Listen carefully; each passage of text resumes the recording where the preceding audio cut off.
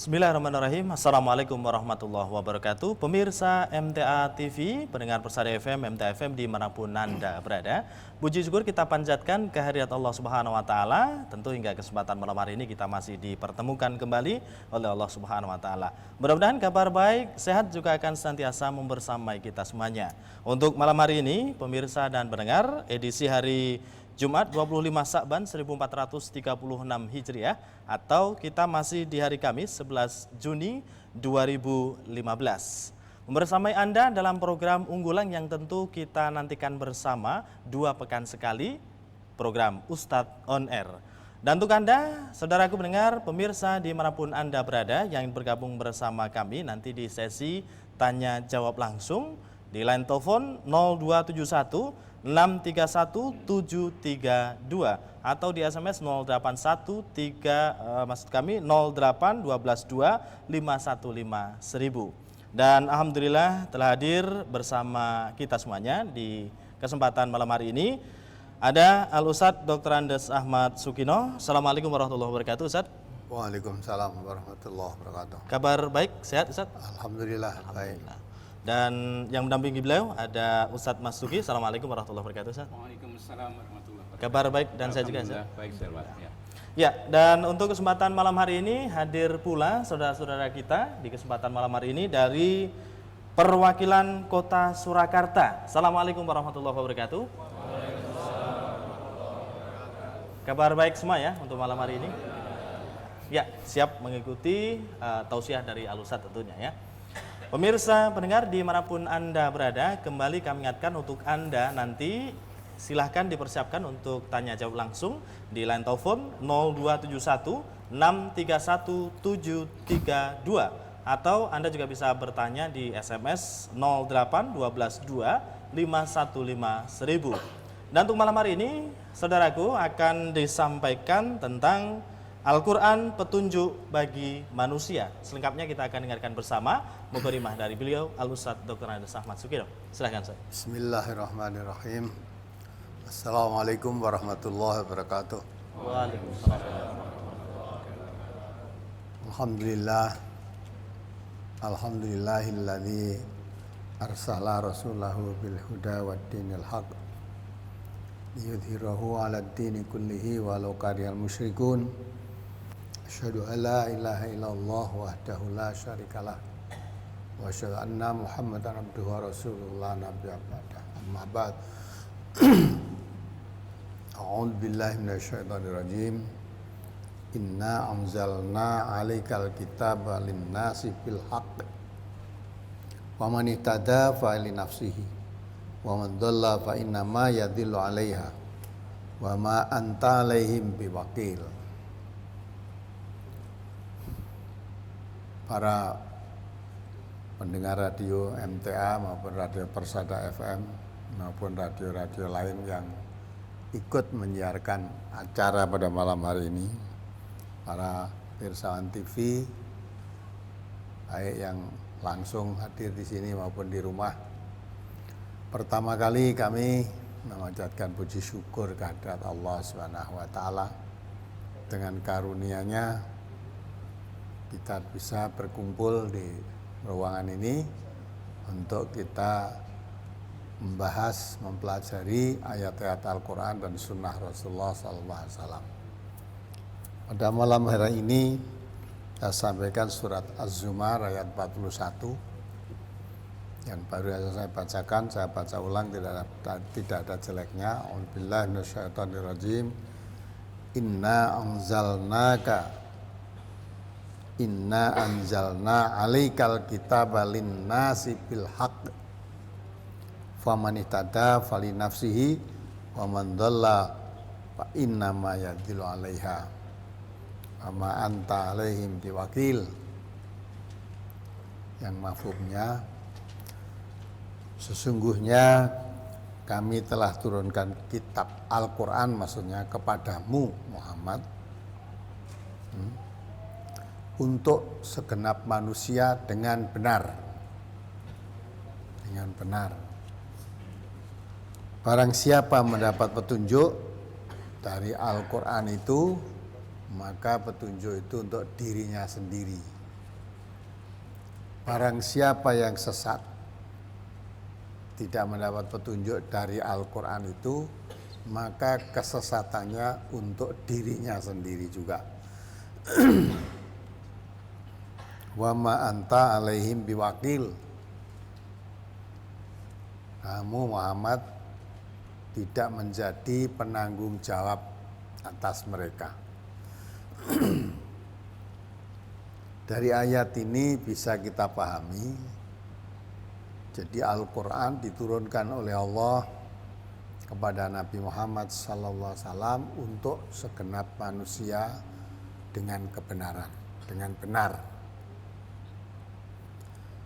Oleh karena itu, siapa yang mengimani, mempercayai, sehingga mendapat petunjuk dari Al-Quran itu untuk keselamatan dirinya sendiri. Siapa berpaling, tidak mengimaninya dengan Al-Quran itu sehingga tidak mendapat petunjuk, maka dia sesat. Kesesatannya pun untuk dirinya sendiri. Nabi Muhammad SAW diwajibkan menyampaikan kebenaran. Di ayat lain Allah mengatakan wa ma alaina illal balaghul mubin. Jadi Nabi Muhammad menyatakan tidak ada kewajiban bagiku kecuali menyampaikan keterangan yang nyata, yang jelas, menyampaikan kebenaran. Pada ayat ini tadi Allah juga jelaskan, Allah menurunkan Al-Quran kepadamu Muhammad untuk segenap manusia dengan kebenaran. Maka siapa mengimaninya sehingga mendapat petunjuk, ya petunjuk itu keberuntungannya untuk diri sendiri. Tapi yang sesat, ya untuk dirinya sendiri. Di dalam surat Ali Imran ayat 138 Allah juga berfirman, hadza bayanun linnas wa hudaw wa mau'izatul lil muttaqin. Ini Al-Qur'an ini keterangan bagi manusia. Keterangan bagi manusia. Wa hudan, dan petunjuk. Petunjuk wa mau'izatul lil muttaqin. Suatu pelajaran, ya, nasihat, ya, suatu pelajaran untuk orang-orang yang bertakwa. Jadi Al-Quran itu diturunkan oleh Allah sebagai petunjuk dan bagi orang-orang yang bertakwa dapat mengambil suatu pelajaran dari Al-Quran itu. Oleh karena itu, karena Quran itu petunjuk dan pelajaran harus dikaji, difahami, tidak sekedar dibaca. Kalau kita sekedar membaca, tidak memahami isinya, pelajaran apa yang kita dapat? Pelajaran apa yang kita dapat dari Al-Quran itu? Sedang kita bahasanya pun tidak tahu. Nah, mungkin kalau Nabi dan sahabat-sahabat Nabi memang bahasanya bahasa Arab. Quran diambil dari bahasa Arab. Maka begitu ayat dibaca paham. Kita kalau hanya sekedar membaca, tidak mau mempelajari arti dan maksud ayat itu, kita tidak akan paham. Ya. Tapi kadang-kala umat Islam ini dibodohi. Ya. Dibodohi, ditakut-takuti jangan mempelajari Al-Quran. Ya. Quran itu cukup dibaca saja supaya mendapat pahala. Padahal Quran diturunkan bukan sekedar dapat pahala, pelajaran untuk orang yang bertakwa sebagai petunjuk wa mau'izatul lil muttaqin. Pelajaran bagi orang-orang yang bertakwa. Kalau tidak memahami pelajaran apa yang diambil? Nah, maka itu pentingnya kita memahami. Dan Quran diturunkan oleh Allah memang untuk dipelajari, bukan sekedar dibaca. Berulang kali saya sampaikan lewat akad pagi juga kan. Di dalam surat Shad ayat 29 Allah berfirman, A'udzubillahi minasyaitonirrajim, Kitabun anzalnahu ilaika mubarakun. Jadi kitab Al-Quran diturunkan kepada Muhammad penuh berkah. Untuk apa? Liyadabbaru ayatihi, supaya dipelajari, ditadaburi. Bertadabur itu tidak sekedar membaca, tapi dipelajari dengan cermat. Tiap-tiap ayatnya. Dipelajari tiap-tiap ayatnya, waliyatadzakara ulul albab. Bagi orang yang mempunyai akal fikiran yang sehat, supaya mendapat pelajaran. Jadi Quran diturunkan itu penuh pelajaran yang bisa diambil bagi orang-orang yang punya akal pikiran sehat dan orang-orang yang bertakwa.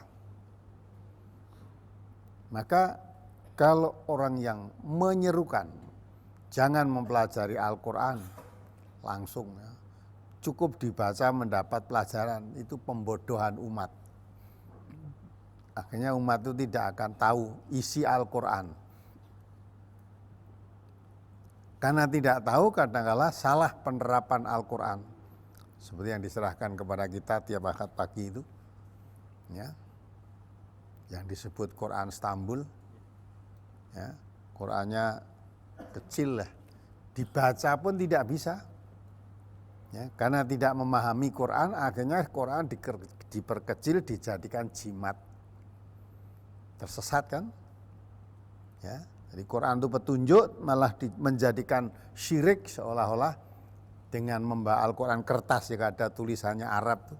Padahal Quran, hakikat Quran bukan itu, ya. Quran itu gaib, yang diturunkan kepada Nabi Muhammad lewat malaikat Jibril itu bukan berupa tulisan begitu, ya. Jadi ini mushaf Al-Quran, ini kertas yang ditulisi Arab, bunyinya Arab itu, ya, bunyi ayat-ayat Al-Quran. Maka diterangkan oleh Allah supaya dipelajari, bukan supaya dibaca saja. Memang kita membaca Al-Quran itu mendapat pahala, tapi tadi saya katakan Quran diturunkan oleh Allah itu sebagai petunjuk, sebagai hudan. Maka perlu dipelajari petunjuk apa kita dapatkan dari Al-Quran itu. Yang ternyata banyak sekali petunjuk-petunjuk dalam Al-Quran yang menunjukkan kepada kita untuk mencapai kebahagiaan hidup yang kita jalani ini di dunia ini, sampai kebahagiaan hidup di akhirat kelak, hidup yang sesungguhnya nanti. Itu petunjuknya Al-Quran, ya. Maka kalau kita tidak mempelajari tidak akan paham. Apalagi kita bagi orang muslim yang setiap hari sholat minta ditunjukkan pada jalan yang lurus. Seperti apa jalan yang lurus? Ihdinas siratal mustaqim, tunjukkanlah kami jalan yang lurus ya Allah. Jalan yang lurus ya Quran itu. Jadi kalau kita memahami Al-Quran, mendapat petunjuk, maka untuk dirinya sendiri. Kalau kita yang mempelajari, memahami, kita mendapat petunjuk dari Al-Quran itu, ya kita yang mendapat. Bukan kita mempelajari orang lain dapat petunjuk, enggak. Nah kita setelah dapat petunjuk dari orang, kita sebar-sebarkan. Oleh karena itu kita ajak orang-orang mempelajari, memahami Al-Quran. Tapi orang munafik tidak suka. Ya, sebab kalau orang munafik itu suka bohong, suka menipu. Ya, kalau nanti Al-Quran dipelajari, susah dia. Kebohongannya tidak akan ditaati lagi. Maka kalau ada orang memanggil, mengajak untuk mempelajari, mengikuti Al-Quran dan mengikuti sunnah Rasulullah SAW, kamu lihat, ra'aital munafiqina yasudduna angka sududa. Yang kamu lihat orang kafir, bukan orang kafir, orang munafik. Mengapa orang munafik? Nah ini yang kadang mengecohkan umat Islam. Orang munafik itu bajunya baju muslim. Omongannya pun kadang-kala juga omongan secara muslim, pakai Quran, pakai sunnah, pakai hadis. Ya. Tapi isinya bertentangan. Lain dengan orang kafir. Kalau orang kafir yang sesungguhnya, misalnya saudara-saudara mau datang ikuti pengajian, dicegah orang kafir, tentu alah wong kamu kafir itu. Apalagi menasihati. Ya, Quran itu apa kamu kaji? Tidak ada gunanya. Mesti kita menjawab kamu kafir. Tapi ini bajunya Islam. Menasihati. Jangan kaji Quran. Ya, kaji Quran itu macam-macam tuh gambarannya. Beratnya kamu berenang. Berenang itu jangan langsung. Berenang ke laut, kamu tenggelam. Jadi Quran digambarkan seperti laut, kita belajar Quran tidak boleh berenang langsung laut. Berenang itu di sungai-sungai kecil-kecil itu, menjadi saluran-salurannya. Ada lagi yang menggambarkan seperti sumur minyak. Kalau kamu ambil minyak, jangan langsung ke sumurnya, kilang minyaknya itu, tapi lewat salurannya, pom-pom bensin itu.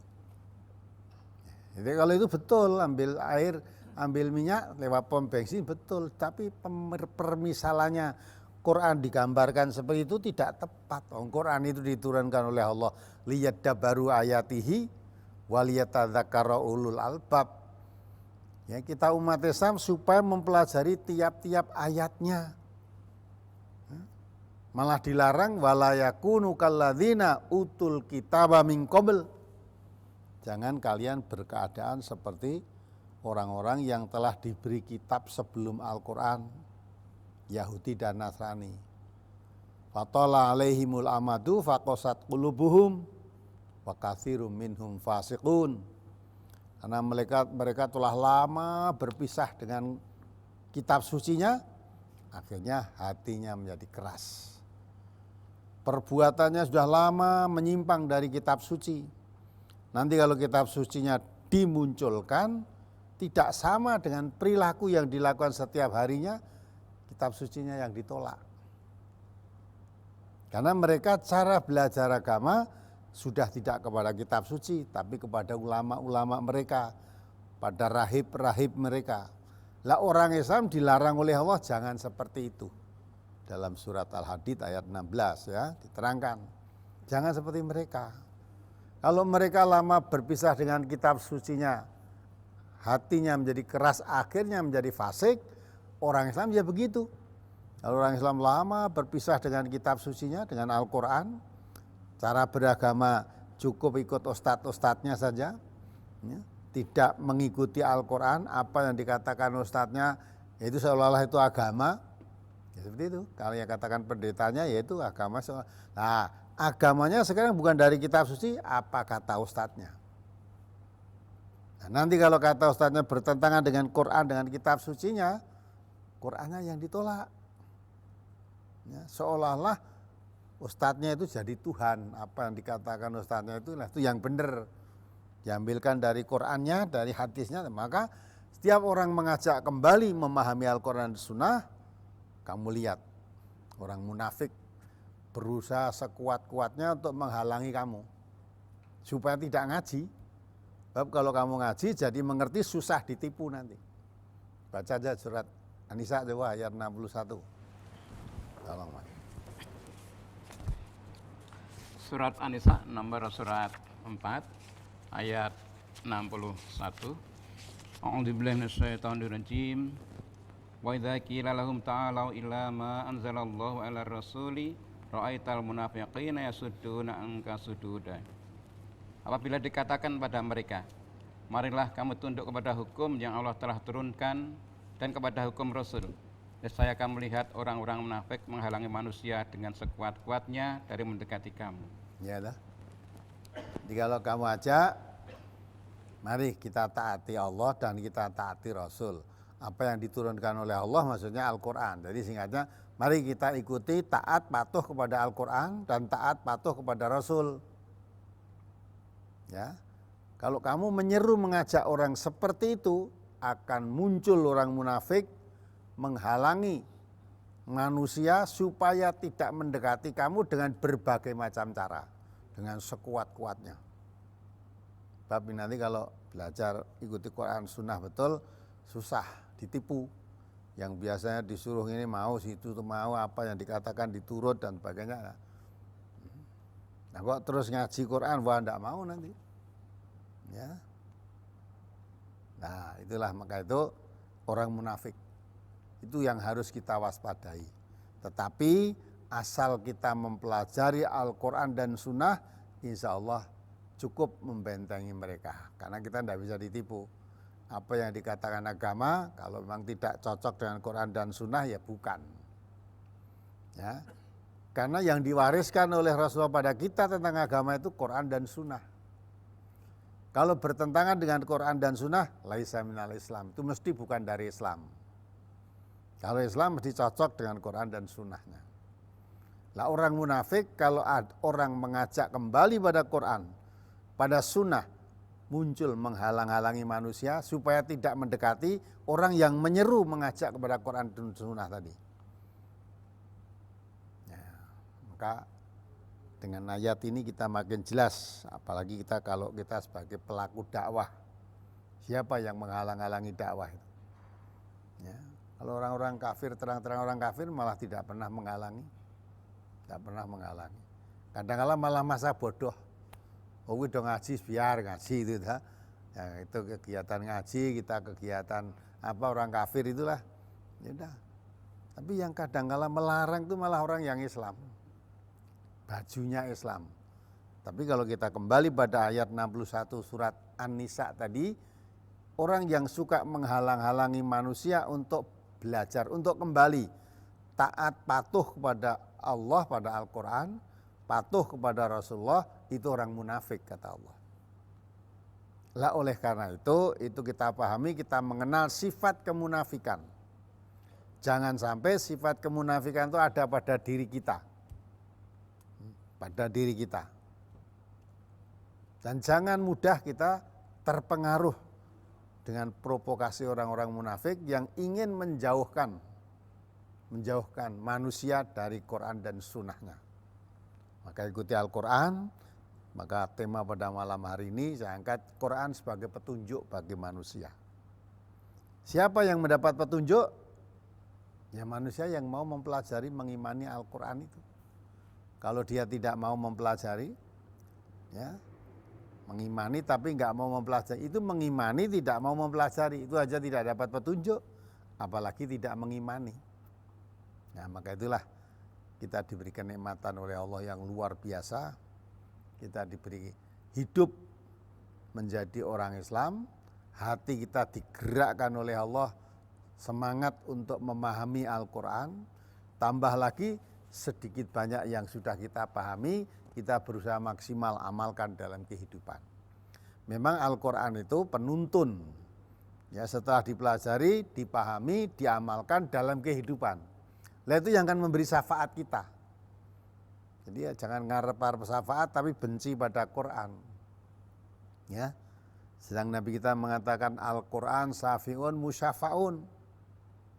Ya, jadi Quran itu syafaat yang bisa mensyafaati. Menolong yang bisa memberi pertolongan betul. Wa makhilun musaddaqun. Ya, pembela yang dibenarkan. Wa man ja'alahu amamahu qadahu ilal jannah. Siapa menjadikan Quran sebagai penuntun hidupnya, Quran tidak dikatakan di depan, kita mengikuti di belakangnya terus, kata Nabi, duru ma kitabillahi haitsu madaro. Ikutilah Quran, kemana saja Quran bawa kamu, itu ternyata qadahu ilal jannah, menuntun kamu masuk surga. Tapi siapa yang menjadikan Quran di belakangnya, hawa nafsunya yang di depannya. Setiap Quran bertentangan hawa nafsunya yang diturut, saqahu ilan nar, akan melemparkan kamu ke dalam neraka. Jadi kita mengharap-harap syafaat itu, pelajari Quran, itu yang akan mensyafaati kita. Maka dari itu, kalau kita memahami syafaat, Nabi memberi syafaat itu bukan nanti besok di sana, sejak di dunia ini. Beliau mengajarkan Al-Quran, siapa mau mempelajari, mengamalkan Al-Quran, itulah yang dapat syafaat. Kalau anti, tidak memahami Al-Quran, apalagi membencinya, tidak akan dapat syafaat darinya. Ya mudah-mudahan Allah dengan apa yang saya sampaikan itu memahami. Bentar lagi kita masuk bulan Ramadan, ya bulan Ramadan, bulan suci, bulan untuk ibadah. Nah, kebanyakan umat Islam meningkatkan kecintaannya membaca Al-Quran. Itu bagus, tapi sayang hanya membaca. Tiap tahun Ramadan dia membaca, tidak ada peningkatan untuk memahami. Maka akhirnya walaupun membaca tiap Ramadan ya tidak ada perubahan apa-apa. Karena tidak memahami. Kalau memahami terus diamalkan lah berarti ada perubahan. Bangsa kita makin lama makin baik, tidak makin mengerikan seperti sekarang ini. Kita lihat mungkin baru aja tadi di tayangan TV kan, yang di Bali itu apa? Pembunuhan anak kecil umur 8 tahun. Angelina, bukan Angelina Sontak ya. Angelina. Itu apa? Umur 8 tahun masih sekolah SD. Dibunuh. Sampai tuas diumumkan kemana-mana, dianggap orang hilang, pakai ketemu neng kebun. Kok sampai hati begitu? Ada lagi orang tua membunuh anaknya, 4 dibunuh semua. Ya. Ini semua kan jauhnya dari tuntunan Al-Quran. Nah harusnya kalau kita membaca, sering dengar TV itu kalau betul ya berita itu, malu kita sebagai umat Islam. Ya, mayoritas umat Islam, penduduk Indonesia beragama Islam terbesar di dunia, kok isinya semacam itu. Itu kan menunjukkan betul kamu agama Islam tapi jauh perilakumu dari aturan Islam. Mengapa jauh perilakunya dari aturan Islam? Karena jauh pengertiannya dari agama Islam. Jauh pengertiannya dari Al-Quran. Mengapa jauh? Karena tidak mau mempelajarinya. Bahkan kalau mempelajari Al-Quran ada yang menghalang-halanginya. Ada yang melarangnya. Ada yang mencegahnya. Nah, ini semuanya. Tapi penyimpangan terhadap Al-Quran malah didukungnya.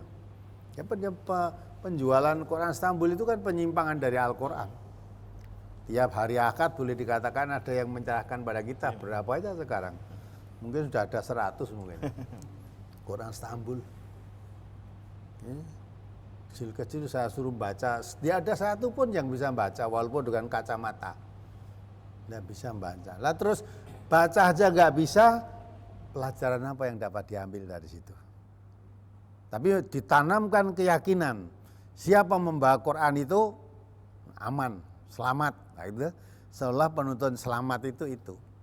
Dan selamat itu mengikuti Al-Quran. Maka siapa yang mendapat hidayah dari Al-Quran itu untuk dirinya sendiri. Diterangkan lagi hadza bayanul linnas. Ini penjelasan bagi manusia. Wahudan dan petunjuk, warahmatun dan rahmat. Wa mau'idatul lil muttaqin. Pelajaran bagi orang yang bertakwa. Jadi Quran itu di samping diterangkan oleh Allah sebagai petunjuk dan pelajaran untuk yang bertakwa. Maka kalau tidak mempelajari ya tidak mungkin akan dapat pelajaran. Maka kita harus banyak bersyukur pada Allah. Dijadikan oleh Allah, alhamdulillah kok ya dijadikan jadi orang Islam. Tidak hanya sekedar pengakuan, tapi orang Islam yang ingin betul mengetahui apa sebenarnya Islam itu. Maka tergerak hati kita untuk mempelajari Al-Quran. Karena disitulah sumbernya Islam. Walaupun kita mengaku menjadi orang Islam sejak kecil ibaratnya sampai mati, kalau nggak mau mempelajari Al-Quran, ngaku orang Islam tapi tidak mengerti apa itu Islam itu. Maka yang kita lakukan jauh dari aturan Islam. Masuk yang sering kita lihat di tayangan TV itu, pembunuhan, perkosaan, ya, pelacuran, ya, korupsi, manipulasi, itu semua jauh dari aturan Islam. Padahal pelaku-pelakunya juga mengaku dirinya Islam. Nah, itu mengapa? Satu sebabnya, satu aja, karena jauhnya dari aturan Islam. Jauhnya dari aturan Islam karena tidak mau mempelajari Al-Quran, disitulah sumbernya Islam. Tidak mau mempelajari, cukup Quran itu dibaca supaya dapat pahala saja. Nah, kamu tidak akan paham kalau tidak mempelajari. Baiklah, mudah-mudahan apa yang saya sampaikan ini lebih mendorong semangat kita dalam syukur kepada Allah untuk serius kita mempelajari, mengkaji Al-Quran, ya kita pahami ayat demi ayat, setelah itu semaksimalnya kita amalkan dalam kehidupan kita sehari-hari. Mudah-mudahan bermanfaat. Terima kasih. Ya, baik, terima kasih Ustaz sebagai mukadimahnya, sebagai tambal ilmu baru tentu untuk kita semuanya di kesempatan malam hari ini. Silakan untuk Anda yang bergabung bersama kami, nanti kita akan buka tanya jawab langsung di line telepon 0271 631 732 atau Anda juga bisa bertanya lewat SMS di 08 12 2 515 1000. Baik pemirsa dan pendengar dimanapun Anda berada, kita rehat sejenak, jangan kemana-mana, kita akan kembali menyapa Anda sesaat lagi. Baik pemirsa dan pendengar dimanapun Anda berada, terima kasih untuk Anda yang tentu masih tetap setia bersama kami di kesempatan malam hari ini dan di segmen yang kedua. Saatnya kita akan bacakan pertanyaan-pertanyaan SMS yang sudah masuk di meja kami tentunya. Dan langsung kita berikan kesempatan Ustadz untuk SMS yang pertama kita bacakan dari Bapak Agus yang ada di Klaten. Ayah dan ibuku telah cerai tahun lalu. Lalu ayahku menikah lagi dengan wanita dan aku memiliki ibu tiri. Pertamanya mereka senang, tapi lama-kelamaan istri ayahku itu tidak senang karena masalah ekonomi ayahku. Dan saya ikut ibu kandungku karena tidak bisa membayar sekolah saya. Lalu sekarang saya diopeni mbokdiku. Walaupun begitu orang tuaku masih sangat sayang kepadaku. Lalu aku ingin ibu dan ayahku kembali lagi. Ibuku mau, tapi ayahku tidak mau. Kata ayahku kalau menceraikan istri itu dosa. Padahal ibu tiriku itu selalu marah-marah kepada ayahku. Ibu tiriku itu hanya ingin uang ayahku dan tidak selalu berbicara kepada ayahku. Pertanyaannya, yang pertama apakah dosa ayah dan ibuku kembali lagi begitu. Yang kedua, bagaimana cara untuk mengembalikan orang tuaku? Silakan Ustaz. Dua intinya. Pertanyaan anak ini Ya. agak aneh nih. Nah, tadi katanya udah bilang, Iya. usaha balik, ibunya mau, ayahnya Tidak tidak mau. Ya sudah, bagaimana bisa kembali? Ayahnya tidak mau kok. Cara kembali bagaimana? Cara kembali kalau kedua belah pihak sama-sama mau, ayahnya mau, ibunya mau, lah rujuk nikah ulang, kembali jadi suami istri, nah itu baru. Ya, tapi kalau sudah tidak mau, anak apa bisa? Walaupun tadi ibunya yang ibu tirinya saling marah-marah sama bapaknya, ya, kan, Ya. ya? Ya. Itu cerita anaknya. Tapi walaupun bapaknya dimarah ibu tiri, mungkin malah Mau. malah senang dia. Suka dimarah ibu tiri itu mungkin jadi pupuk. Jadi tidak masalah itu. Artinya kalau memang anak mengendaki bapak ibunya rujuk kembali, itu tidak dosa. Ya, tidak dosa, dan kembali ya tidak dosa. Bapak ibu rujuk kembali nggak dosa. Kalau memang baru belum 3 kali cerai ya. Iya. Nah, 3 kali cerai boleh. Tapi ya syaratnya kalau semua sama-sama mau. Kalau tidak mau, walaupun anaknya menginginkan ya tidak bisa. Nggak bisa ini Ustaz ya. Ya. Nggak bisa, ya didoakan saja. Baik, demikian ya. Mudah-mudahan dapat dipahami Bapak Agus yang ada di Klaten. Kemudian selanjutnya Ibu Eli di Tenggarong, Kalimantan Timur ini. Ustadz, Nabi baca doa kunut, Allah melarang. Itu di Al-Quran atau di hadis ini Ustadz? Itu di dalam surat Ali Imran ayat coba tolong 128 coba Ya. dibaca. Surat Al-Imran nomor surat 3 ayat 128. A'udzubillahi minasyaitonir rajim.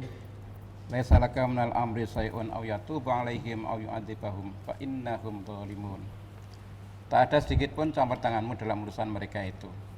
Atau Allah menerima taubat mereka atau mengadab mereka, karena sesungguhnya mereka itu orang-orang yang zalim. Ada notnya di Dalam catatan kakinya, menurut riwayat Bukhari mengenai turunnya ayat ini, karena Nabi Muhammad SAW berdoa kepada Allah agar menyelamatkan sebagian pemuka-pemuka musyrikin dan membinasakan sebagian lainnya. ya kan. Jadi Nabi berdoa setiap salat kunut. Kunut tidak hanya tiap subuh, tiap salat.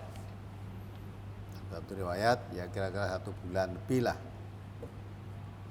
prihatin kan dengan dibunuhnya 70 orang hafal Al-Quran dibunuh oleh orang-orang kafir, ada atas permintaan mereka mengirim mubalik, setelah dikirim Nabi bunuh semua, jadi tertipu.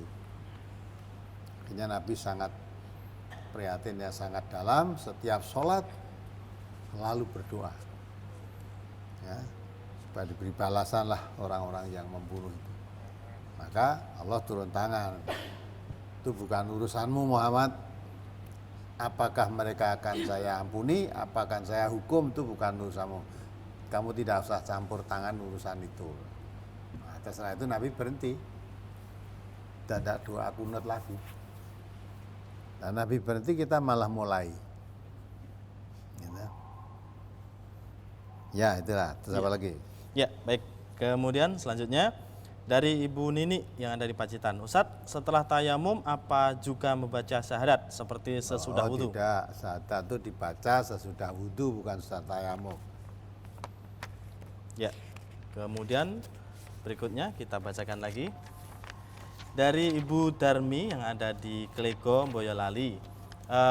Ustadz, apakah sebagai orang tua kami berdosa apabila anak kami yang sudah dewasa tapi sholatnya masih bolong-bolong? Padahal kami sudah maksimal menasehati dengan cara santun, kadang dengan cara kasar. Nah, mohon petunjuknya Ustadz, terima kasih. Kalau sudah maksimal, orang tua menasihati anak sudah maksimal, tapi mungkin nasihatnya sudah kasep itu mungkin. Ya. Ya, kasep artinya sudah kadung gede, dewasa tadi. Ya. Nah, mestinya nasihati anak itu untuk sholat itu kalau menurut Nabi sejak umur 7 tahun. 7 tahun dididik untuk sholat. 10 tahun masih belum, dipukul, digebuk lah. Artinya ditambah agak keras. Nah, kalau sudah umur 25 tahun baru diajari sholat, ya mungkin dia bisa menjawab, sholat apa ora urusanku Bu, gitu dah. Ya udah urusan dah. Dosa tak tanggungi dewe, ya itu susah kita. Ya sudah didoakan saja lah, mudah-mudahan Allah membuka hidayah untuk anaknya itu. Ya. Ya. Maka yang lain-lain orang tua-tua ya supaya tidak kasep mendidik anak sholat itu ikuti penduduk Nabi. Umur 7 tahun itu walaupun istilahnya orang Jawa mengatakan sholatnya cek rubuh-rubuh gedang. Nanti belum tahu apa-apa, pokoknya melu rukuk. Kadang-kadang masih sholat cek guyon, cek gojek, tapi sudah ditanamkan di situ sholat. Umur 10 tahun belum mau, lah tambah diperkeras lagi. Itu pentingnya sholat, karena sholat itu memang tiangnya agama. As-sholatu imaduddin. Jadi sholat itu tiangnya agama. Faman aqomaha faqad aqomaddin. Siapa mendirikan sholat berarti dia mendirikan agama, menjejakkan agamanya. Waman tarokaha faqad tarokadin. Siapa meninggalkan sholat berarti meninggalkan agamanya. Ya, maka Nabi mengatakan yang membedakan Islam dan kafir sholat. Kalau dia tidak sholat berarti sudah meninggalkan agamanya, berarti kafir sudah. Maka bagi kita semua dengan pertanyaan ini kita bisa mengambil pelajaran mendidik anak supaya sholat istiqomah itu sejak kecil 7 tahun. Kalau sudah gede baru disuruh, ya bisa menjawab tadi. Ya, bantahlah singkatnya gitu. Nah, makanya tapi wong itu anak ibu ya jangan putus asa, di samping menasehati mohon pada Allah mudah-mudahan dibukakan hidayah untuk anaknya. Ya. Ya, demikian ya, mudah-mudahan dapat dipahami. Berikutnya dari Pak Sigit yang ada di Ponorogo. Ustadz, 4 bulan yang lalu saya menemukan gelombang Persada FM dan seperti mendapat hidayah. Saya semakin mantap mendalami agama. Tapi istri menolak keras gara-gara saya boikot kalau diundang tetangga selamatan. Tapi saya tidak pedulikan semua itu. Saya akan tetap amalkan apa yang saya kaji dari radio. Nah, pertanyaannya, apa yang saya lakukan, apa sudah benar ini Ustadz? Mohon tausiahnya.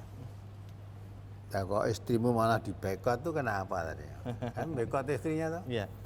Karena diundang selamatan tangganya masih mau. Nah, mungkin istrinya belum ikut dengarkan radio. Mungkin. Nah, suaminya tadi yang dengarkan radio yang tadinya tidak tahu jadi tahu.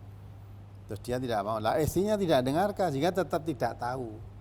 Maka jangan dibekot. Mestinya suami itu memberikan pengertian, mendidik istrinya, karena Allah mengatakan ar-rijalu qawwamuna 'alan nisa. Ya, laki-laki itu pemimpin bagi wanita, bagi istrinya. Maka istausu binisaikum khairan. Nasihatilah istrimu dengan cara yang baik. Jadi kalau belum tahu diundang tetangga biasanya mangkat kok ya mangkat piye, akhirnya mangkat dibekot ya kan. Salah didik juga itu. Ya, mestinya dinasihati wong kamu berhenti karena kamu dengar radio. Lah istrimu mungkin ya dengar, andai kata dengar tidak serius atau mungkin malah tidak dengar sehingga tidak mengerti. Lah kewajiban suami memberi pengertian. Itu ya. Kalau sudah diberi pengertian tidak mau lah dididik lah. Nasihati dengan cara yang baik. Bagaimana barang yang bengkok tadi bisa lurus tanpa patah lah gitu, nasihat Nabi begitu. Jangan langsung dibekot saja. Nah, keliru itu. Jika begitu keliru karena istrimu tetap begitu karena tidak tahu kalau itu salah. Ya, wong untuk kemasyarakatan kok dilarang itu kan malah ya gitulah. Demikian ya. Baik, kemudian berikutnya dari Bapak Suharman yang ada di Wedi Klaten ini Ustaz. Mau tanya Ustaz, siapa sholat subuh berjamaah, malaikat di belakang kita selalu mencatat amal kebaikan. Itu dari Al-Quran apa hadis ini Ustaz? Kalau sholat berjamaah dicatat itu tidak hanya sholat subuh saja, semua sholat. Ya, semua sholat bahkan pahalanya lipat. Orang sholat subuh aja. Orang sholat subuh. Jadi sholat semua sholat. Catat malaikat. Itu hadis Nabi. Saya bacakan satu hadisnya. Ya. An Abi Hurairah yaqulu qala Rasulullah sallallahu alaihi wasallam sholatur rajuli fil jamaati tudha'afu ala sholatihi fi baitihi wa fi suqi khamsan wa ishrina dhi'fan.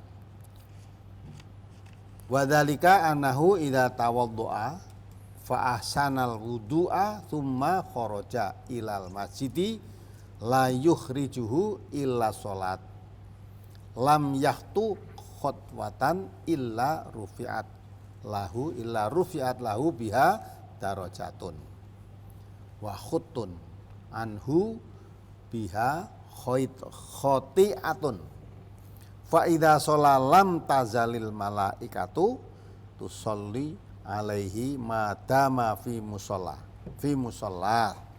Allahumma sholli alaihi Allahumma arham wala yazalu ahaduhukum fi sholatin man tadhara sholat. Jadi Rasulullah itu menjelaskan ya, Rasulullah SAW bersabda, sholatnya seorang dengan jamaah di masjid itu berlipat ganda pahalanya dengan sholat di rumah dan di pasar. Ya, mungkin waktu itu pedagang, krungu adzan sholat, sholat neng pasar kono wis. Memang sholat. Itu lebih baik kalau kamu sholat di masjid daripada sholat di rumah dan di pasar. Yang demikian itu karena apabila ia berwudu dan memperbagus wudunya, kemudian berangkat ke masjid yang mana tidak ada yang menggerakkannya untuk berangkat ke masjid itu kecuali untuk sholat. Jadi yang menggerakkan berangkat ke masjid itu untuk sholat, bukan untuk yang lain-lain. Ya kalau itu maka tidaklah dia melangkahkan kakinya satu langkah kecuali dengannya diangkat satu derajat untuknya. Dihapuskanlah dengannya satu kesalahannya. Apabila dia telah sholat, para malaikat terus menerus mendoakannya selama dia masih berada di dalam tempat sholat dan sedangkan mereka belum batal wudunya. Malaikat mengucapkan Allahumma sholli alaihi Allahumma arhamhu. Ya, jadi itu mudah-mudahan Allah memberikan keselamatan, memberi berkah kepada mereka, ya, atau memberi rahmat. Allah memberi rahmat kepada mereka. Nah, Situ ya. Dan dia dianggap sholat selama dia menunggu untuk sholat.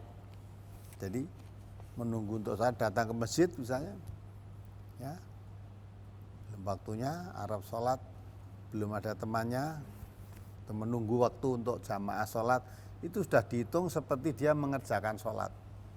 Jadi kelebihan sholat jamaah begitu. Ya, adapun tentang sholat subuh dan sholat isya ya, memang ada kelebihan tersendiri. Nabi kita mengatakan an Utsman bin Affan qala Rasulullah SAW man sholal isya'a fi jama'atin kana kaqiyamin nisfil lail, ya, kana kakiyami nisfil lailati wa man sholal isya wal fajri fi jama'atin kana kaqiyamil lailatin. Ya. Dari Utsman bin Affan ya berkata, Rasulullah SAW bersabda, barang siapa yang datang sholat isya berjamaah, maka dia mendapatkan pahala seperti sholat setengah malam. Sholat isya berjamaah di masjid itu seperti dia sholat setengah malam. Barang siapa yang sholat isya dan sholat subuh berjamaah di masjid, ya, maka dia mendapatkan pahala seperti sholat satu malam penuh. Itu bedanya kan, biasanya subuh kan wegah kan ke masjid. Ya, wis krungu adzan ngono, liep-liep gitu. Kok kan ngenteni qomat sik, qomat baca turu sana. 12. Asar juga begitu, datang ke masjid itu kadang-kala karena asar itu enak-enaknya orang kerja. Kalau orang kepanas lah wis rada tadinya di sawah wis rada iyup, pas kok pulang itu malah iman-iman iyup-iyup kok mulai kerja, sehingga panggil hayya Allah sholat asar pun ndak mau. Wis sholatnya yang pasar kono ae timbang datang yang masjid gitu kan. Nah, itu ada kelebihan sholat jamaah isya dan sholat jamaah subuh. Ya. Siapa sholat jamaah isya di masjid seperti sholat, pahalanya seperti sholat setengah malam. Siapa bisa sholat isya jamaah di masjid, subuh sholat jamaah di masjid seperti sholat satu malam penuh. Hadis riwayat Abu Daud juz 1 halaman 152. Ya. Demikian ya, mudah-mudahan dapat dipahami. Dan sebelum kita sapa saudara-saudara kita, Ustadz yang ada di line telepon langsung, kita rehat sejenak, Ustadz. Pemirsa, jangan kemana-mana, kita akan kembali menyapa Anda tentu sesaat lagi. Baik pemirsa MTA TV, mendengar Persada FM, MTA FM dimanapun Anda berada, di segmen yang ketiga, saatnya kita akan sapa Anda yang ingin bergabung secara langsung di line telepon 0271 631 732. Langsung kita sapa untuk penelpon pertama untuk kesempatan malam hari ini. Assalamualaikum warahmatullahi wabarakatuh. Assalamualaikum Pak Ustaz. Waalaikumsalam warahmatullahi wabarakatuh. Sebelumnya mohon maaf Ibu, volume radio atau televisinya bisa dikecilkan terlebih dahulu supaya tidak feedback. Oh ya, ini Ya. Pak Samsi dari Alhamdulillah ini Pak. Dari Sudah siapa selesai. di mana ini? Mohon maaf sebelumnya. Ya, ini Pak Samsi dari Nganjuk. Oh, Bapak Samsi, silakan Bapak Samsi. Ya, dari Nganjuk. Bapak Ini Samsi. Alhamdulillah Pak, sudah beberapa bulan ini saya bisa baru masuk ini Pak. Baru masuk ya, ya silakan. Ya, ini saya mau tanyakan Pak. Saya mau waktu mendengarkan kajian ulang pagi itu, kajian Ahad pagi itu ya, Ya. Pak Sukiro itu ya, itu mengenai tentang orang kafir masuk Islam, lalu menjalankan ibadah bahkan ibadah haji, ya kan ibadah haji, terus lalu dia murtad lagi. Nah, murtad lagi terus entah kenapa dia kembali lagi ke kembali masuk Islam lagi. Ya. Terus terutama kan amal-amal ibadahnya kan semuanya gugur. Nah, terus dia kan mengulangi dari nol lagi. Nah, bagaimana Pak Kak? Yang saya tanyakan, bagaimana Pak ibadah hajinya itu? Kan satu kali ibadah haji itu satu kali. Nah, bagaimana kalau apakah ibadah hajinya itu juga diulangi lagi, Pak? Ya. Demikian saja Bapak. Ya, terima kasih Pak.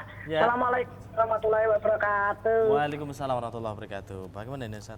Kafir? Jadi kalau orang Islam, Islam, murtad, gugur semua amalnya.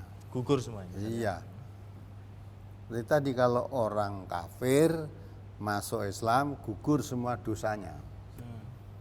Dosanya semua diampuni. Kalau tadinya kafir jadi Islam.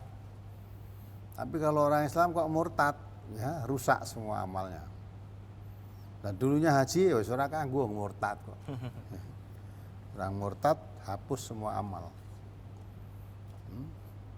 Maka dari itu Allah mengatakan ya ayyuhalladzina amanu may yartadda minkum an dinihi fasaufa ya'tillahu biqaumin yuhibbuhum wa yuhibbuna adillatin 'alal mu'minin 'izzatin 'alal kafirin yujahiduna fi sabilillah wa la yakhafuna laumata laim. Baca aja dua. Surat Maidah ayat 54.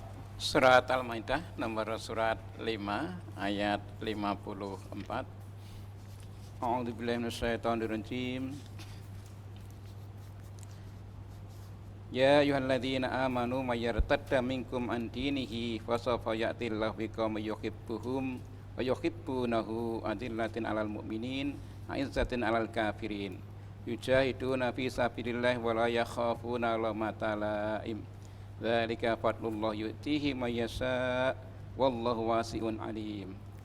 Hai orang-orang yang beriman, barang siapa di antara kamu yang murtad dari agamanya, maka kelak Allah akan mendatangkan suatu kaum yang Allah mencintai mereka dan mereka pun mencintainya, yang bersikap lemah lembut terhadap orang yang mukmin, yang bersikap keras terhadap orang-orang kafir, yang berjihad di jalan Allah dan yang tidak takut kepada celaan orang yang suka mencela.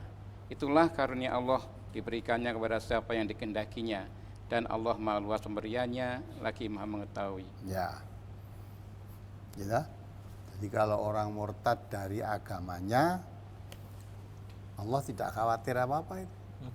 Allah menggantikannya. Ya, akan menggantikannya. Orang-orang yang mencintai Allah, Allah cinta pada mereka dan tidak takut dengan celaan-celaan orang yang mencela. Sekarang dari kafir tadi coba, surat Al-Anfal 38.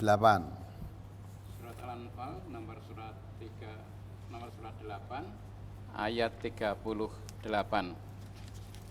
A'udzubillahi minasyaitonirrajim. Qulil ladzina kafaru yantahu yughfar lahum ma qad salaf wa ya'udu faqad madat sunnatul awwalin. Katakanlah pada orang-orang yang kafir itu, jika mereka berhenti dari kafirannya, niscaya Allah akan mengampuni dosa, niscaya Allah akan mengampuni mereka tentang dosa-dosa mereka yang sudah lalu.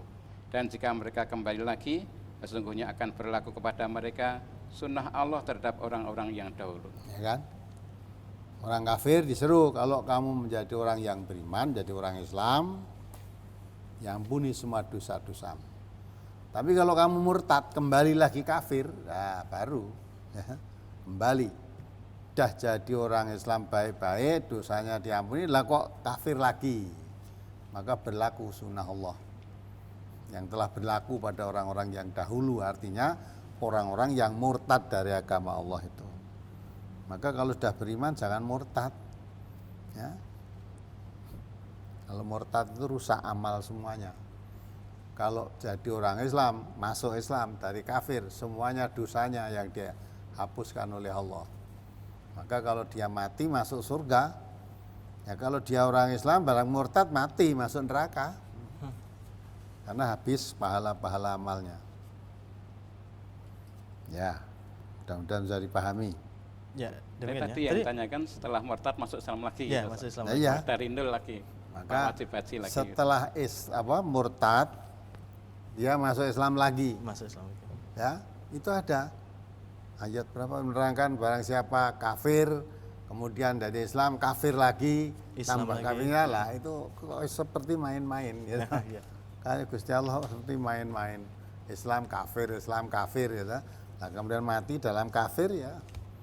Jadi tapi saya yakin mungkin karena kebodohannya. Karena tidak tahulah. Jadi tadinya orang Islam terus mungkin kepepet pekerjaan apa kepepet apa terus dikasih orang kafir, dipamer-pameri, nanti suruh masuk keluar ninggalkan agamanya, dikasih apa masuk agama lain. Ya. Nah, itu mungkin. Nah, itu tadinya tidak tahu toh. Ya. Nah, setelah dengarkan radio MTA mungkin gitu. Ya. Ya, terus dari terketuk lagi hatinya, kepingin masuk Islam lagi.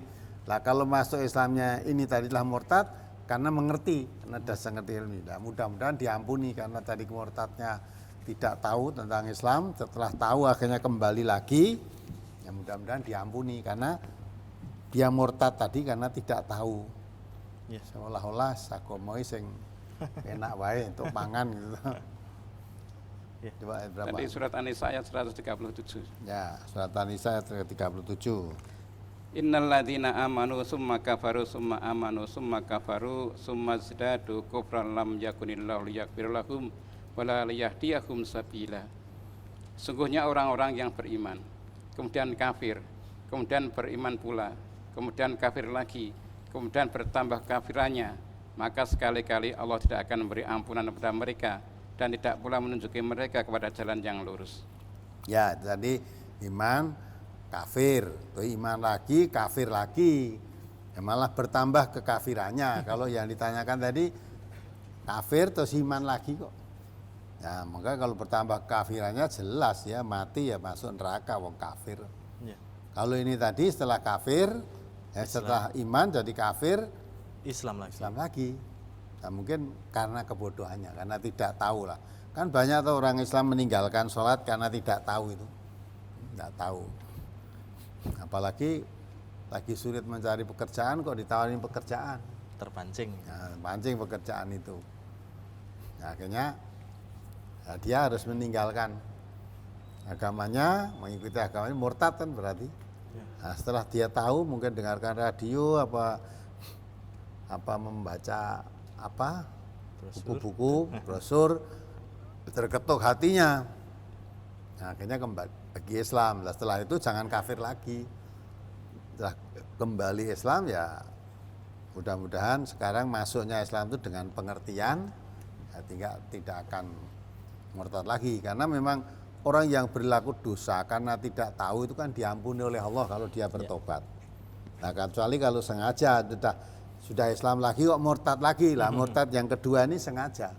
Sudah tahu itu tidak diampuni. Ya.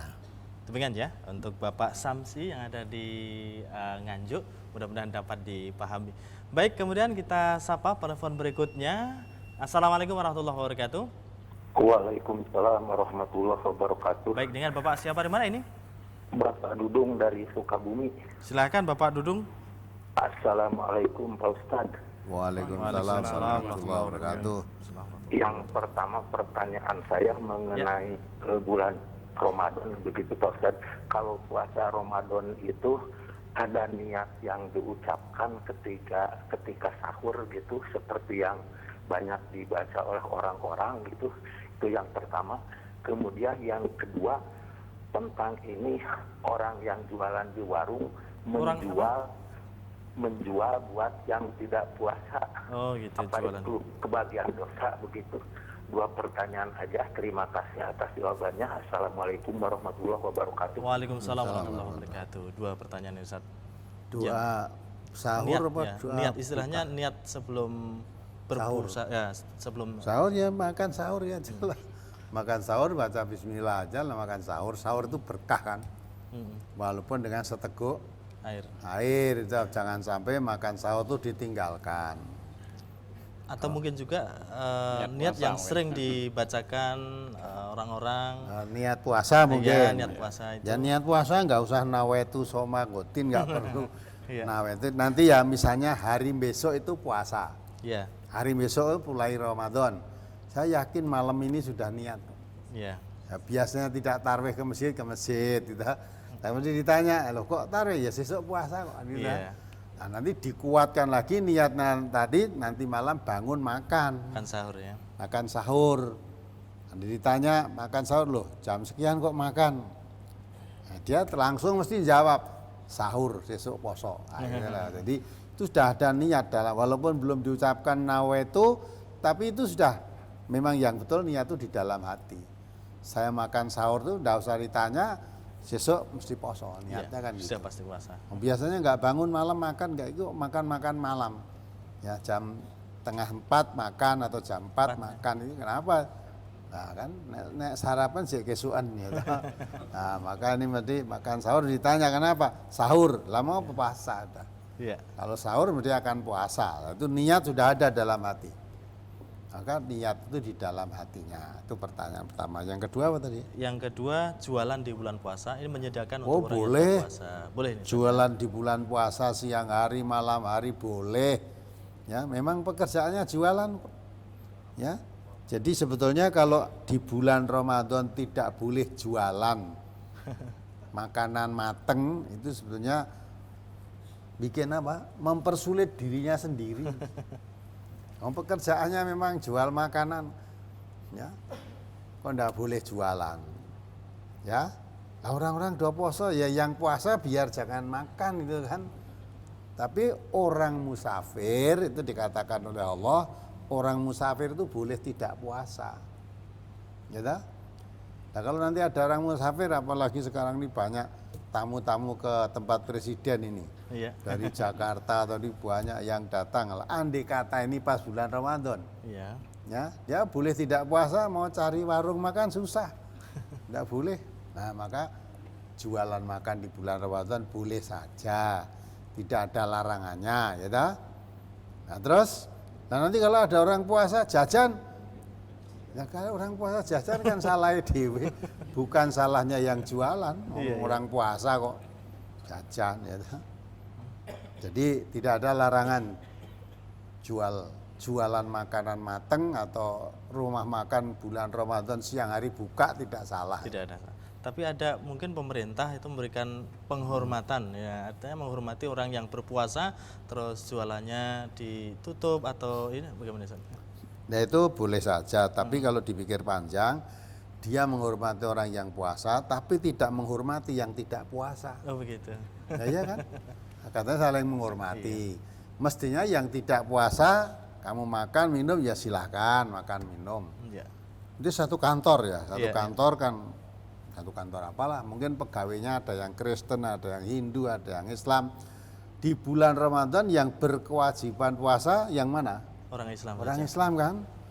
Jadi yang lain kalau biasa keluar teh apa itu ya keluarkan biar minum dia. Nah, orang terus menghormati yang puasa, kabeh ora poso barang kon ngelak. Nah berarti dia minta dihormati tapi tidak mau menghormati yang lain. Kamu tidak puasa, ya sudah minum saja. Saya tidak minum karena saya puasa. Yang tidak puasa kamu minum saja. Jangan menahan haus karena saya gitu. Iya. Jadi biasa ya sediakan di meja, kalau biasanya ada teh ya siapkan aja. Wah, gue ingin sing poso gitu dah.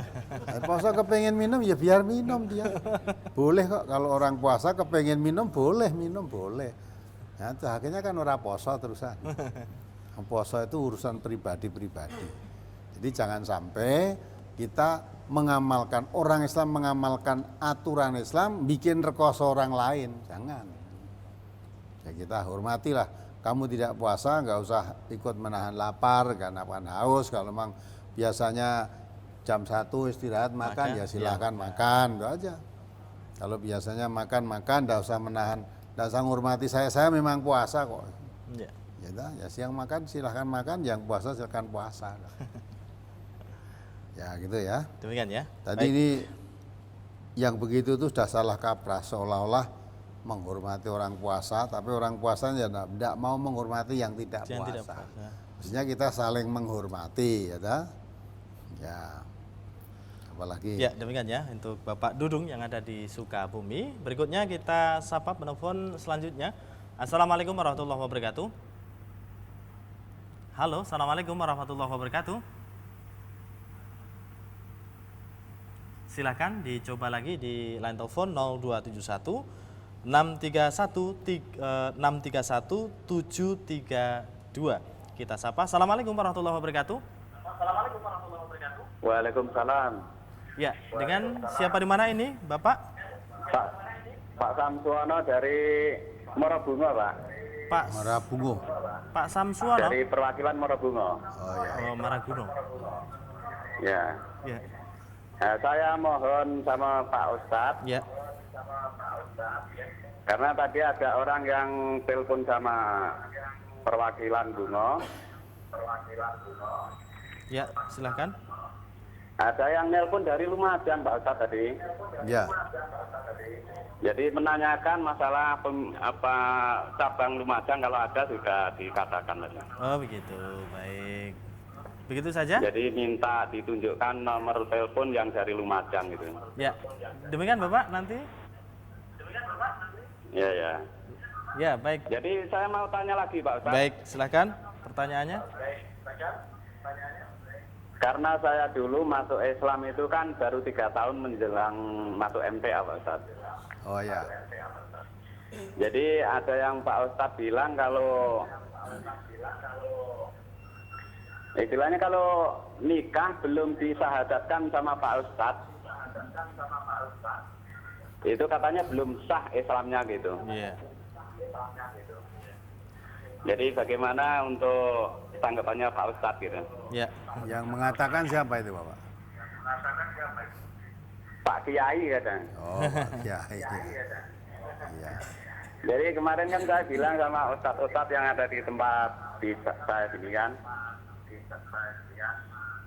Jadi Pak Samsu kan masuk Islam kan baru berapa hari. Jadi kalau belum disahadatkan sama ustadznya, belum sah Islamnya gitu. Jadi mohon penjelasan sama Pak Ustadz. Ya. Terima Demikian Bapak. kasih. Assalamualaikum warahmatullahi wabarakatuh. Waalaikumsalam warahmatullahi Waalaikumsalam wabarakatuh. warahmatullahi Ya, wabarakatuh. silahkan Ustaz.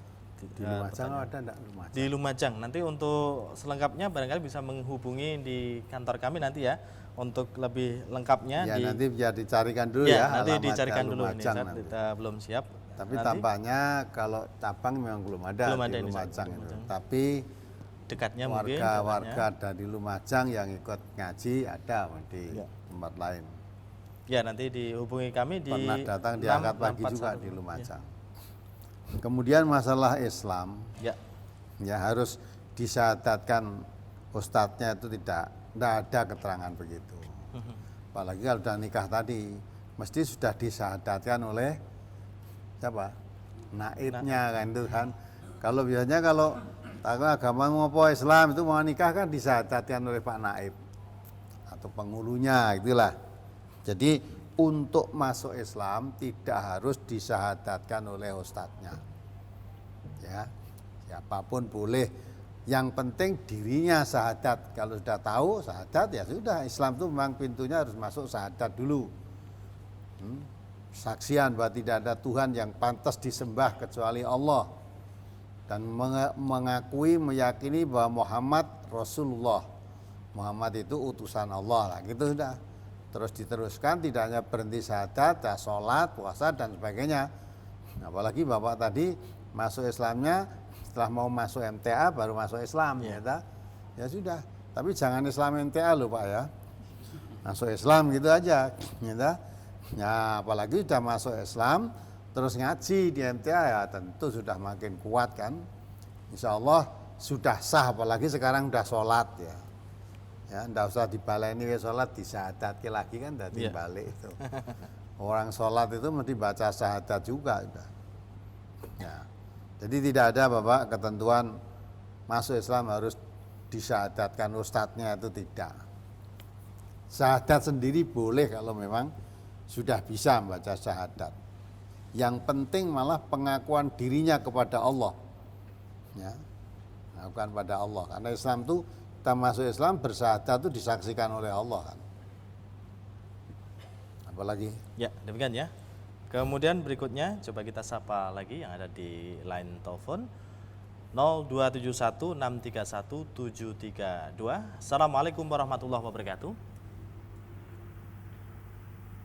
Halo, assalamualaikum warahmatullahi wabarakatuh.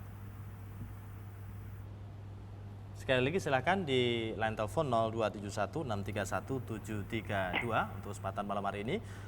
Coba kita berikan satu kesempatan. Assalamualaikum warahmatullahi wabarakatuh. Waalaikumsalam warahmatullahi wabarakatuh. Baik, dengan siapa di mana ini, Bapak? Saya Darno Pak dari Waikanan Lampung. Bapak Darno Waikanan, silakan Lampung Bapak. ya. Ya, mau nanya Ustaz. Mari Pak Darno. Silakan Bapak. Salam.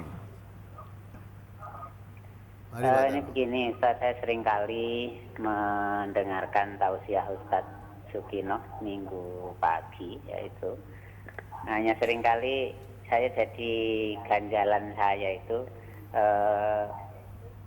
waktu pengajian itu belum selesai gitu. Saya masih mendengarkan tausiah itu, kemudian adzan zuhur tiba. Nah, itu kalau saya menunda sholat zuhur saya gitu, itu apa tidak berarti melalaikan sholat saya gitu. Jadi sebaiknya bagaimana itu kalau sudah masuk waktu sholat itu. Jadi tingkat kewajibannya antara sholabul ilmi dengan melaksanakan sholat zuhurnya itu diberatkan yang mana, demikian. Itu aja Ustaz, terima kasih. Wassalamualaikum warahmatullahi wabarakatuh. Waalaikumsalam warahmatullahi wabarakatuh. Baik. Kalau Bapak menuntut ilmu terus melalaikan sholat, dosa malah. Tidak boleh. Tapi kalau Bapak menuntut ilmu, ya, terus sholatnya juga tidak dilalaikan, sama-sama wajib. Menuntut ilmu itu juga wajib, sholat juga wajib. Nah, sholat itu kapan waktunya? Apa begitu adzan harus terus sholat? Kalau sholat duhur itu waktunya dari matahari tergelincir sampai bayang-bayang suatu benda lebih panjang bayangannya daripada bendanya. Kalau sudah lebih panjang daripada bendanya, itu sudah masuk waktu asar. Jadi sholat duhur misalnya adzan duhur jam 12 kurang seperempat kalau sekarang, duhur jam 1 itu boleh, tidak salah gitu. Lah yang salah kalau habis waktu duhur baru mengerjakan sholat. Sholatnya duhur habis karena dipakai nuntut ilmu, itu keliru. Ya, justru karena menuntut ilmu, lebih paham ilmu, sholatnya harus dijaga. Ya, jadi kadang-kala orang sok begitu adzan, wah ini orang salat, orang salah, itu yang keliru. Waktu duhur itu tidak waktu kita mengerjakan sholat duhur itu tidak mesti pas adzan itu. Yang penting waktu duhur jangan sampai habis. Nah kalau waktu duhur habis baru sholat itu salah. Kalau waktu duhur masih, artinya kita mengerjakan sholat duhur masih di dalam waktu duhur, tidak sholat gitu. Tidak salah gitu. Jadi bukan berarti terus menuntut ilmu wajib ngelalaikan sholat.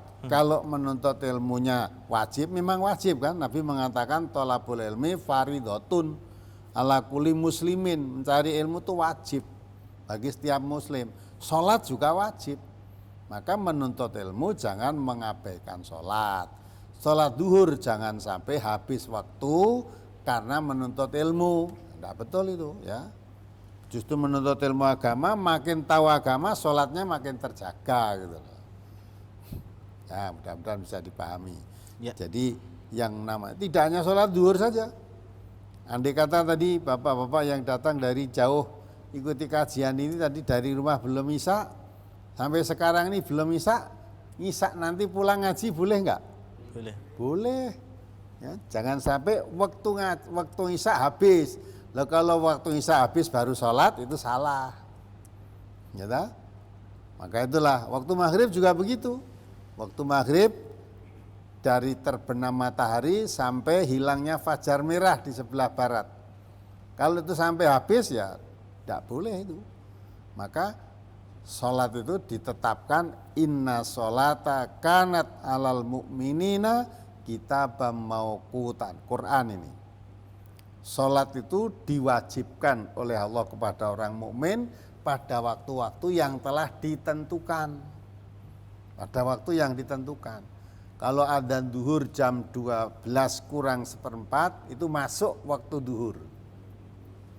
bukan waktu duhur jam 12 kurang seperempat itu lebihnya itu tidak boleh, tidak. Waktu duhur itu dari itu sampai masuk waktu asar. Ya. Waktu asar itu sampai terbenamnya matahari. Kalau terbenam matahari baru sholat asar nggak boleh. Kalau matahari masih bersinar terang, ya matahari belum terbenam, itu masih boleh sholat asar. Ya mudah-mudahan bisa dipahami. Ya, demikian ya, mudah-mudahan dapat dipahami. Dan tadi sekaligus sebagai pertanyaan terakhir Ustaz di penghujung kami. Tapi tadi sudah ada informasi Ustaz untuk daerah Lumajang ini Ustaz. Saya bacakan terlebih dahulu. Untuk Lumajang itu berada di Desa Pronojiwo, RT 20 RW 7 Kecamatan Pronojiwo, Kabupaten Lumajang.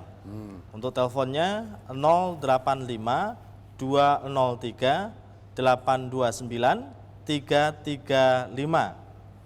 Kemudian untuk binaan, sudah ada binaan juga ini Ustaz, Lumajang di Pronojiwo, Masjid Nurul Huda atau Barak Terminal Pronojiwo, Jawa Timur. Teleponnya 081 233 675 538. Demikian ya untuk kajian yang ada di wilayah Lumajang. Ustadz, barangkali bisa disampaikan. Di Lumajang itu dulu ya, ikut diresmikan di Jakarta itu mungkin ya, sudah ada binaan. Mungkin mungkin ya. Ya. Jadi yang ingin tahu tadi di Lumajang, sudah ditunjukkan alamat dan ditunjukkan teleponnya. Kalau mau datang ke sana, telepon nomor yang disebut tadi, nanti akan bersambung dengan yang memegang telepon itu. Ya, kalau tidak tahu nanti dituntun jalan lewat telepon. Ya. Demikian ya, mudah-mudahan dapat dipahami, dicatat juga nih ya nanti untuk nomor teleponnya. Baik Ustaz, barangkali bisa disampaikan untuk kesimpulan pertemuan malam hari ini Ustaz, silahkan. Baik, para pendengar Radio MTA, Radio Persada, radio-radio yang lain, Purbowangi dan sebagainya, dan Pesawan TV, baik yang ada di rumah maupun yang ada di lokasi ini. Demikianlah apa yang kami sampaikan. Tentunya masih banyak hal-hal yang perlu kita tingkatkan dalam pemahaman agama ini supaya kita beragama lebih serius. Seperti pertanyaan yang terakhir dari Bapak tadi, ya, seolah-olah kita belajar ngaji atau belajar agama kok malah mengabaikan sholat, itu kan karena kurang pemahaman kan. Nah, kurang pemahaman selama ini ganjel akhirnya ya. Pada waktu zaman Rasulullah SAW, Nabi pas memberikan penjelasan pada sahabat-sahabatnya itu ya begini, ada suatu saat penting ya, masih sudah masuk terus. Nah, pada saat Nabi tidak ada, Nabi karena ada sahabat Nabi, kalau tidak salah itu Ibnu Abbas itu ya, apa Ibnu Umar. Ibnu Abbas memberikan, ya kalau sekarang ya seperti pengajian ginilah. Sudah waktu maghrib terus diberikan terus. Nah, terus akhirnya ada sahabat yang ngomong tidak langsung, ya pokoknya tidak usul itu tidak langsung sholat gitu saja, tidak banyak terserah. Jadi dah, terus yang lain lagi ngomong lagi banyak sholat gitu. Nah, mengingatkan Ibnu Abbas tadi, langsung Ibnu Abbas ya tahu, demi Allah, apakah kamu lebih tahu tentang sunnah? Apakah kamu lebih tahu tentang sunnah? Bahwa Nabi SAW pernah melakukan seperti yang dilakukan ini. Artinya yang dilakukan oleh Ibnu Abbas itu tidak menyalahi sunnah. Walaupun sudah masuk azan tadi, tapi masih terus. Karena yang penting kan, ya satu hal, tapi tidak sampai habis waktu gitu loh. Maka itu menunjukkan bahwa waktu sholat, apa saja itu. Waktu sholat itu bukan pas azan itu harus dikerjakan saat itu, enggak. Ya. Jadi waktu sholat itu ada waktunya. Mulai azan itu artinya mulai masuk waktu. Mulai azan, mulai masuk waktu kalau azannya tepat waktu. Kalau di desa-desa kadang-kala sholat asar itu azannya barko sawah. Ya. Mestinya jam 3 kurang 5 pos sekarang ya. Itu nanti mungkin jam 3:30 baru azan. Nah itu Memanggil tujuan adzan memanggil. Itu apa boleh? Boleh. Wong adzan itu bukan tanda waktu saja, adzan itu memanggil. Ya mungkin di daerah kampung itu ya nerung diadzani rung nang masjid. Lah ini sing kok masjid lagi mulai kok sawah adzan, nah, tetangga-tangga datang. Maka sebaiknya supaya bisa tepat waktu memang harus ada petugas khusus. Petugas adzan itu begitu masuk waktu sholat langsung adzan. Nah itulah. Nah, adapun waktu sholatnya tidak, waktu adzan itu ya harus itu saat lainnya itu tidak boleh, enggak. Jangan sampai habis waktu.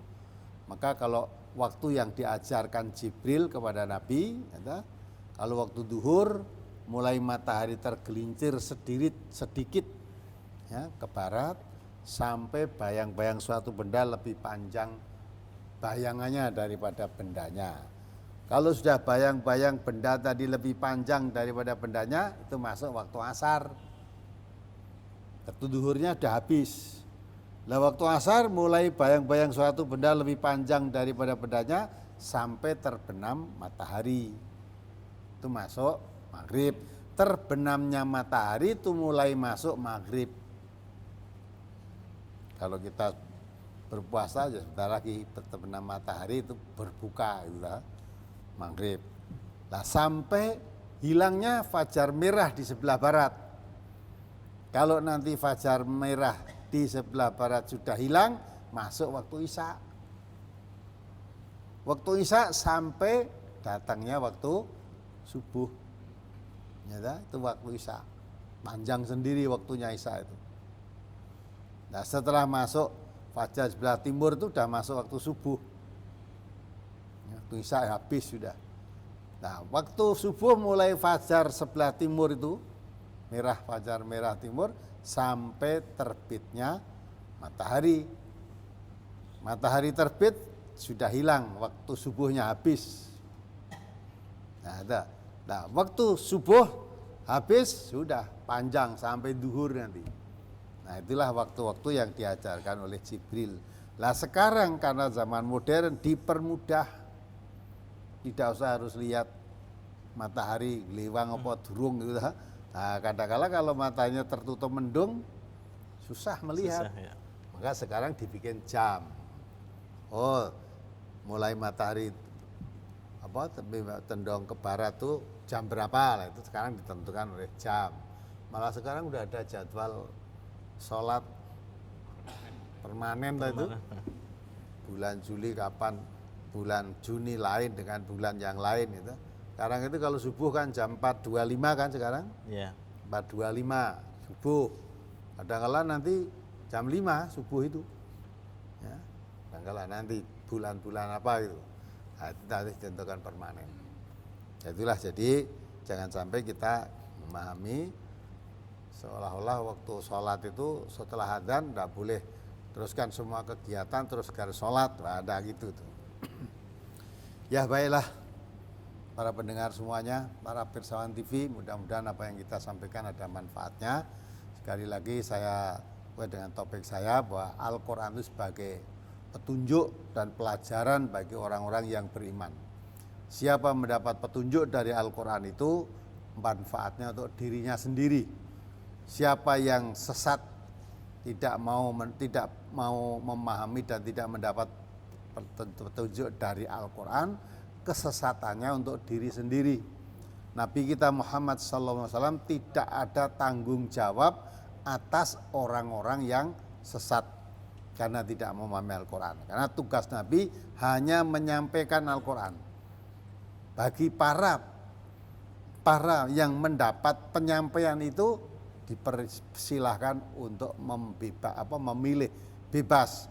Kamu mau beriman ya boleh, mau tidak beriman ya boleh. Kalau beriman fatwa untuk dirimu sendiri, kalau kamu menentang atau kafir ya akibatnya untuk kamu sendiri. Nabi tidak tanggung jawab atas orang-orang yang mengingkari Al-Quran tadi. Begitulah, mudah-mudahan kita bisa mengambil pelajaran, lebih semangat dalam kita mengkaji, mempelajari agar kita mendapat petunjuk dari Al-Quran lebih banyak lagi. Di samping itu kita mendapatkan yang utama ada petunjuk ke jalan yang lurus. Begitulah kurang lebihnya. Saya mohon maaf kalau ada hal-hal yang kurang berkenan di hati para pendengar, para pirsawan semuanya. Saya cukupkan sekian. Akhirul kalam. Assalamualaikum warahmatullahi wabarakatuh. Waalaikumsalam warahmatullahi wabarakatuh. Baik, terima kasih Ustadz kebersamaannya malam hari ini, semoga bermanfaat. Insya Allah di 2 pekan yang akan datang kita akan kembali bersama untuk surah kita semuanya. Berikut Ustadz Masuki, terima kasih bersamaannya. Baik pemirsa, pendengar dimanapun Anda berada, sampai di sini kebersamaan kita untuk Ustadz On Air malam hari ini. Insya Allah kita akan menjumpai Anda di 2 pekan yang akan datang. Akhirnya, subhanakallahumma wa bihamdika asyhadu an la ilaha illa anta astaghfiruka wa atubu ilaik. Billahi taufiq wal hidayah. Assalamualaikum warahmatullahi wabarakatuh. Waalaikumsalam warahmatullahi wabarakatuh. Masih